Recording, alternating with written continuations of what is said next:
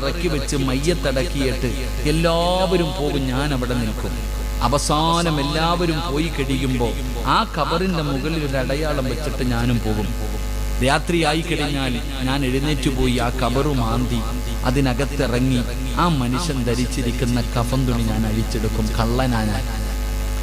ആ കഫൻ തുണികൾ മുഴുവനും അടിച്ചെടുത്ത് പഴയതുപോലെ മണ്ണിട്ട് മൂടിയിട്ട് ഞാൻ നേരെ പോകും. വീട്ടിൽ കൊണ്ടുപോയി കഴുകി ശുദ്ധമാക്കി കൊണ്ടുപോയി വിറ്റിട്ട് കിട്ടുന്ന പൈസയിലാണ് ഞാൻ ജീവിക്കണേ.